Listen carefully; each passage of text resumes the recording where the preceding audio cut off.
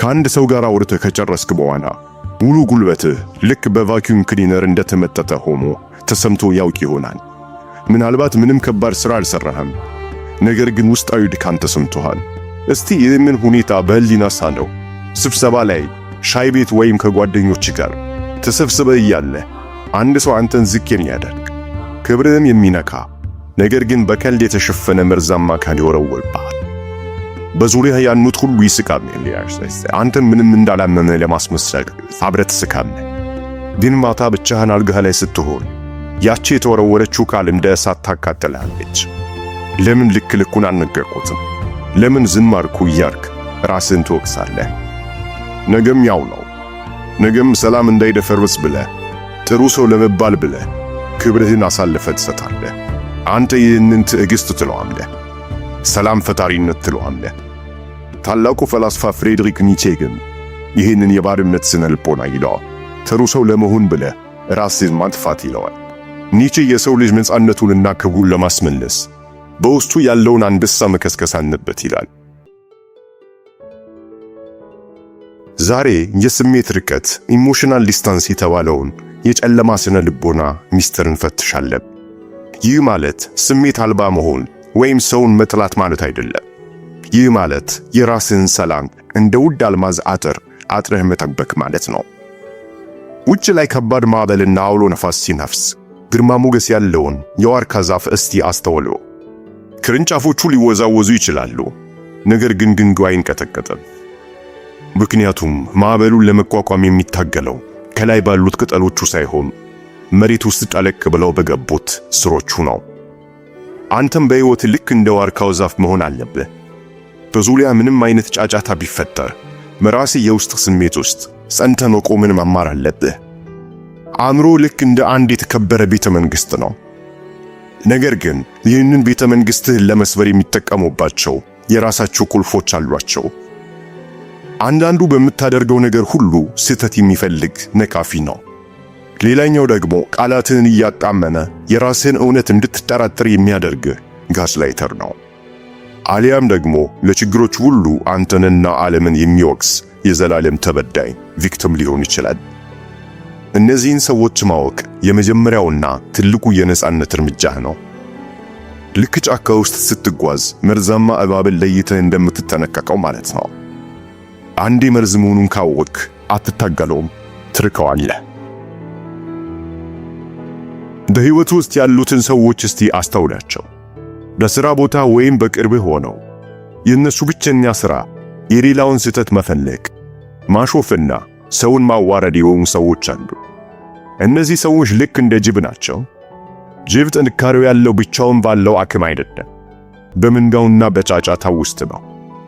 አንድ ሰው ሆን ብሎ ሊያበሳጨን፣ ክብራችንን ሊነካ ሲሞክር አብዛኞቻችን ምላሽ እንሰጣለን፣ እንከራከራለን፣ ወይም ደግሞ ተመልሰን እንሳደባለን።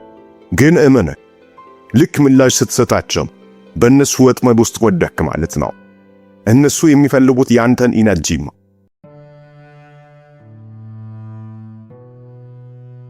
ማኪያቬሊም ሆነ ኒቼ የሚነግሩን አንድ ትልቅ ሚስጥር አለ።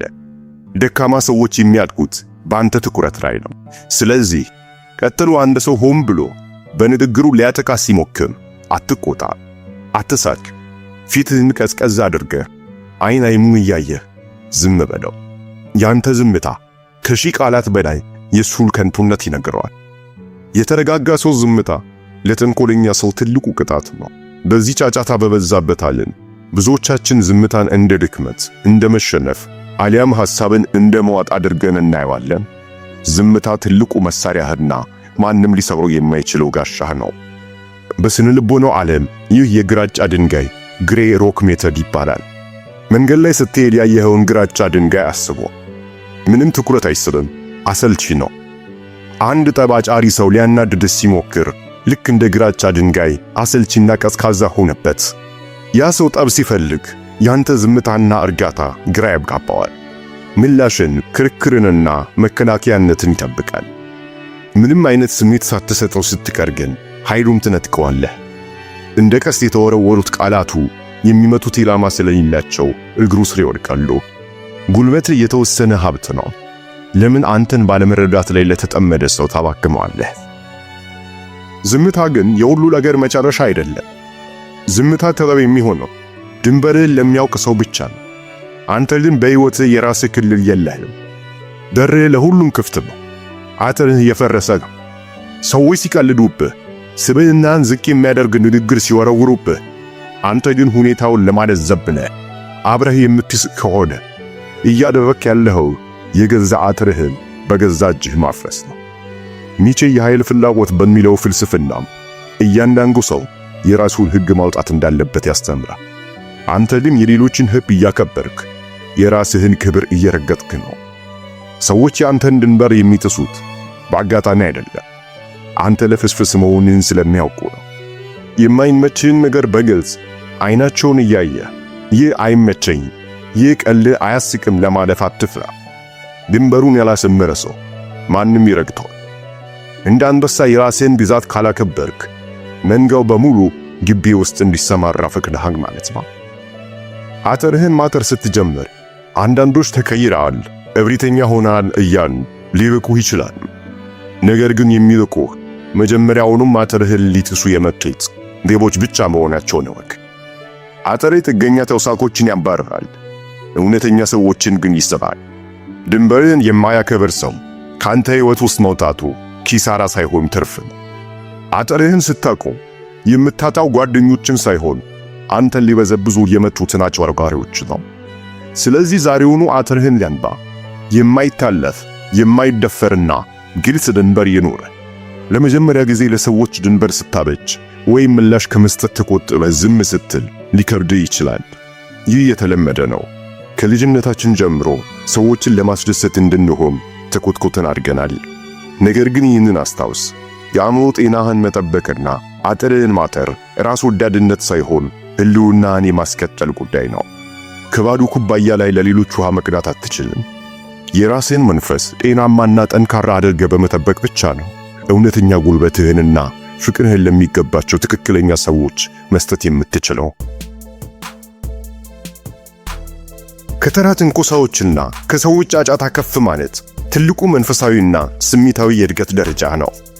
ወደ አንተ የሚመጣው አብዛኛው አሉታዊነት በእርግጥ ስላንተ እንዳልሆነ መገንዘብ ትጀምራለህ። የሌላ ሰው የውስጥ ትርምስ የራሳቸው አለመተማመንና ሕመም ነጸብራቅ መሆኑን ትረዳለህ። ይህንን ስትረዳ ከንዴት ይልቅ የተለየ ርኅራኄን ታሳያለህ።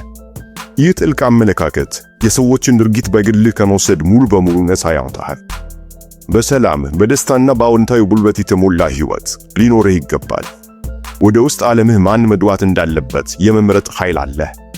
የሰዎችን መጥፎ ንግግር እንደ ግል ጥቃት ወይም ፐርሰናል አታክ መውሰድህን አቁምና የእነሱን የውስጥ ሕመም የሚያሳይ የጥናት መረጃ አድርገህ እየው። እስቲ ፊልም ቤት ገብተህ ፊልም እያየህ እንደሆነ አስብ። በፊልም ውስጥ ለሚሞተው ሰው ልታዘን ትችላለህ፣ ለሚያሸንፈው ልትደሰት ትችላለህ። ነገር ግን ያንተ እውነተኛ ሕይወት እንዳልሆነ ጠንቅቀህ ታውቀዋለህ። ፊልሙን እያየኸው እንጂ አንተ ፊልሙ ውስጥ የለህም። በእውነተኛ ሕይወትህም ይህንን ቴክኒክ መጠቀም አለብህ። አንድ መርዛማ ሰው ሊያበሳጭህ ሲሞክር አሊያም ክብርህን የሚነካ ቃል ሲወረውርብህ ቃላቱንና ድርጊቱን ከፊትህ እንደሚታይ ፊልም አድርገህ እያቸው። አንተ የድራማው ተመልካች እንጂ ተዋናይ አይደለህም። ይህ ማለት ችላ ትለዋለህ አሊያም ትሸሸዋለህ ማለት አይደለም። ነገር ግን የስሜት ተጽዕኖውን ሳትቀበል ባህሪውን ትታዘበዋለህ ማለት ነው። የእነሱን አሉታዊነት ያንተ እንዳይሆን በሩን ስለዘጋኸው መርዛቸውን ታመክነዋለህ። ይህ ቴክኒክ ጥንታዊ የስቶይሲዝም ፍልስፍና ዋነኛ መርህ ነው። ሮማዊው ንጉሥ ማርከስ ኦሬሊየስ የውጭ ሁኔታዎችን መቆጣጠር አንችልም፣ ነገር ግን ለነሱ የምንሰጠውን ምላሽ ሁል ጊዜ መቆጣጠር እንችላለን ይለናል። አንድ ሰው ሊያበሳጭ ሲሞክር ልክ በፖስታ የታሸገ የአሉታዊ ስሜቶች እሽግ እያመጣልህ ነው። ያንን እሽግ ፈርመ የመቀበል ወይም በትህትና አልቀበልም የማለት ሙሉ መብቱ ያንተ ነው። ምላሽ ባለመስጠትና በመረጋጋት እሽጉን አልቀበልም እያልክ ነው። እስካሁን ያወራነው በአካል ስላለው ትግል ነው። ነገር ግን ትልቁ ፈተና የሚመጣው ያ ሰው ትቶ ከሄደ በኋላ ነው። ማታ ብቻህን አልጋ ላይ ስትሆን አሊያም ሻወር ውስጥ ገብተህ ውሃው ሰውነት ላይ ሲፈስ ያ ሰው የተናገረህ ቃል አእምሮ ውስጥ ማስተጋባት ይጀምራል። ለምን ይህን አልኩት እያልክ ከሌለ ሰው ጋር በሐሳብህ ትጣላለህ። ያ ሰው እያኮረፈ አንተ በሐሳብህ አሸናፊ የሆነ ምላሽ ስትሰጠው ይታይሃል። ይህንን የማይታይ የስሜት ገመድ ዛሬውኑ መበጠስ አለብህ። የዚያ ሰው ሐሳብ ሲመጣብህ ቆም ብለህ በቃ ብለህ አቋርጠው። ያንን ሰው በማሰብ የውስጥ ክርክር በማድረግ የምታጠፋውን ውድ መንፈሳዊ ጉልበትህን የራስህን ሕይወት ለማሻሻል እቅድህን ለማሳካት ተጠቀምበት። ከመርዛማ አዙሪት ውስጥ ሳትገባ የምታልፋት እያንዳንዷ ቅጽበት ለራስህ ደህንነት የምትመልሳት ውድ ቅጽበት ናት። ኒቼ እንደሚለው ሌሎችን ለማዳን ብለህ የራስህን ሕልውና አደጋ ላይ የምትጥል ከሆነ አንተ ጀግና ሳትሆን የራስህ ጠላት ነህ። የሰዎችም ሸክም እያወረድክ የራስህን ጀርባ መስበር አቁም። የሁሉንም ሰው በሸክም መሸከም አትችል። አይሆንም ማለትን ተለማመድ። ጤናማ ሰው አይሆንም ስትለው ድንበርህን ያከብራል። መርከብህን ለማዳን ማንን መርከብህ ላይ እንደምታሳፍር ለመወሰን ጨካኝ መሆን አለብህ። ያለበለዚያ አብረህ ትሰምታለህ። አንድ ሰው ክብርህን ሲነካ ልክ ልታስገባው ስትፈልግ በንዴት በስድብ ወይም በጩኸት መሆን የለበትም። ንዴትህን ተቆጣጠር። በጥቂት ግን ኃይለኛ ቃላት አይን አይኑን እያየ እውነቱን ንገረው። የተረጋጋ ሰው ቁጣ ከሚጮህ ሰው ዛቻ የበለጠ ያስፈራል። ሰዎች ያንተን ዝምታ እንደ ድክመት ሲቆጥሩት ቆይተው በድንገት ያንን የማይናወጥ እርጋታህንና ቆራጥ እርምጃህን ሲያዩ ሳያስቡት ልካቸውን ያውቃሉ፣ እናም ይመለሳሉ። አንድ ሰው ሲሰድብህ የማትደነግጥ አይሆንም ለማለት የማታመነታ እና የራስህን ሕይወት በማሻሻል ላይ ብቻ ስታተኩር ኒቼ ከፍተኛው ሰው የሚለው ደረጃ ላይ ትደርሳለህ። ያለፈው ታሪክህና ድካምህ ይብቃል። አስታውስ፣ ሰዎች ያንተን ድንበር የሚጥሱት አንተ በርህን ከፍተህ ስለጠበቅካቸውና በከፈትክላቸው በር ልክ ነው። ዛሬ በሩን ዝጋው። የሚሰማው ጫጫታ ሁሉ ምላሽ መስጠት አቁም። የራስህን ሕግ አውጣ። ያኔ እንደ መንዳው መንዳት ታቆምና እንደ አንበሳው የራስህን መንገድ መምራት ትጀምራለህ። ይህ እውነት መራር ሊሆን ይችላል፣ ነገር ግን ከውሸት ማባበል የሚያድን መራር እውነት ይሻላል። ይህንን ጥበብ ወደ ሕይወትህ አምጣውና ለውጡን ተመልከት።